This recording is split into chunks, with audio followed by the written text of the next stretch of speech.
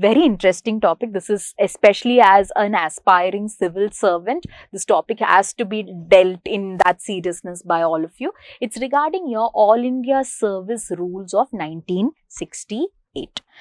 This topic has two relevance. One is on your GS4 with relation to the ethics in civil services. Okay, and the other one is in your GS2, because the role of civil services in democracy and all of that comes under your GS2. Okay, so in both of these fronts, this discussion becomes important. The question, the All India Service Rules came into point again when very recently in Kerala, 2 IAS officers were suspended. Okay, and the officers were suspended saying that they have violated the All India Service Conduct Rules of 1968. One IAS officer, the violation that he said, or he committed, was he made derogatory social media remarks about a senior officer of the state, and the other one was suspended for forming a religion-based WhatsApp group. Okay, in fact, it was a religion and a caste-based WhatsApp group that was created by the other IAS officer. So both of them got suspended. Okay, it brought into question as to what are these All India Service Rules, how important are they, etc. First of all, the All India Service Rules are so important. The reason being that you are basically inducting people from different backgrounds, different levels of different kinds of values, different kinds of morals, and you're putting them into a service which is so crucial for the development of the country, okay, for serving the citizens.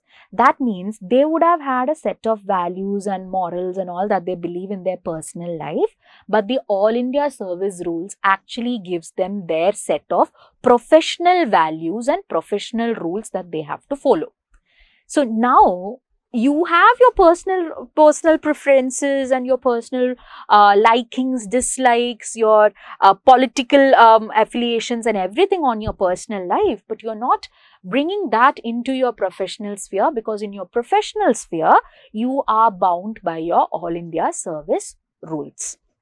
Got it? So the All India Service Rules outlines the ethical and professional standards that are aimed at ensuring impartiality, integrity, and adherence to constitutional values in the conduct of IAS, IPS, Indian Forest Service officers. Though whoever is bound by the All India Service Rules have to show exceptionally high levels of ethics, integrity, and honesty. And they are expected to remain politically neutral. That means they cannot side with any party, they cannot side with any groups or show their affiliation to any political. They've mentioned political, but understand that even when it comes to religious or any of these groups, it is not ideal. They are held accountable, and they have to be transparent in their actions and decisions that they take in this manner.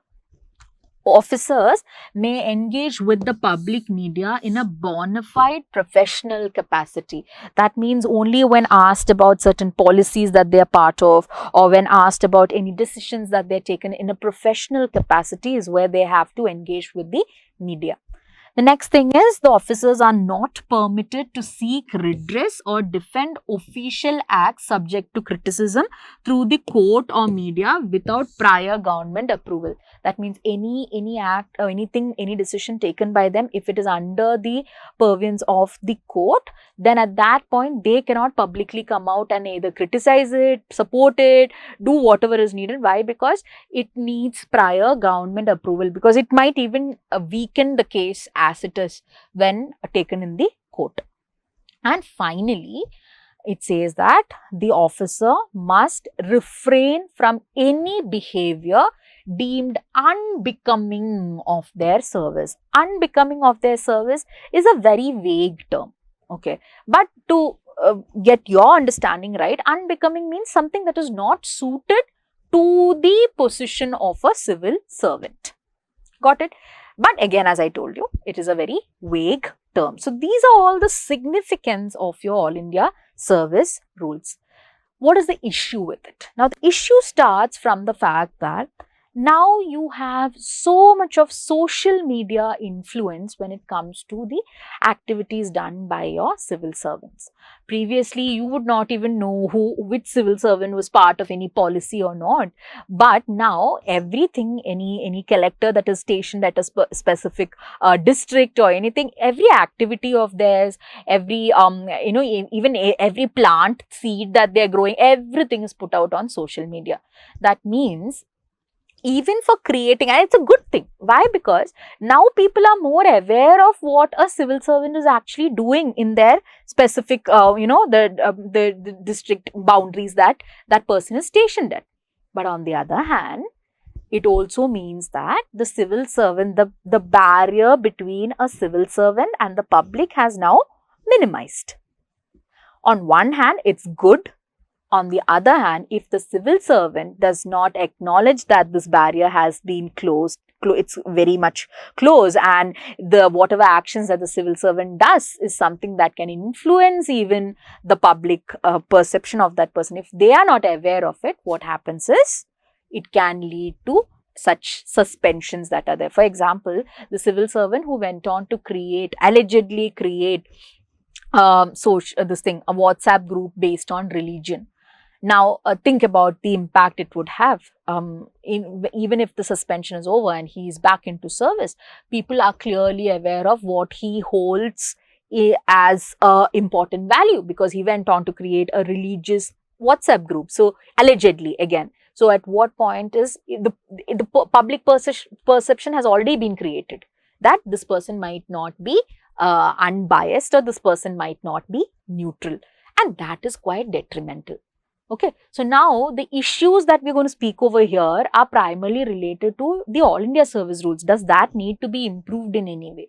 First of all, the All India Service Rules were created way back in 1968. So I hope you do understand one major problem is the current social media related rules are not there in your All India Service Rules. So there is lack of explicit social media guidelines. The existing rules do not specifically address any kind of officer communication or conduct that is happening on your social media.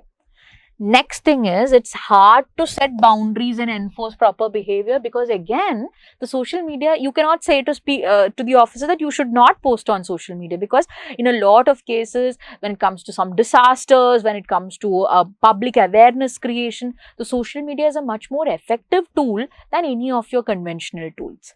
So it's very, it's a boundary that has to be set. But it is hard to set right now because there is no proper understanding of where you can draw the line of what kind of interaction you can have on social media. Then comes the next part that I said to you, that it's saying unbecoming.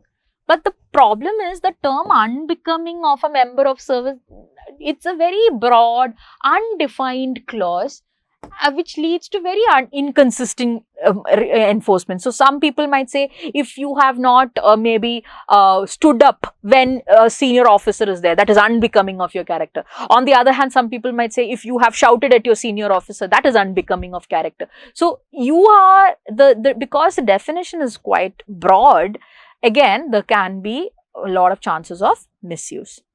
And then finally, the power imbalance in enforcement. The enforcement of these rules rest with the senior officers and government authorities. Junior officers might be vulnerable and they might be subjected to any kind of misuse of these rules by the superiors. To get them to do something, maybe these things can be hanged in front of them, saying that, no, I'll suspend you based on the All India Service Rules.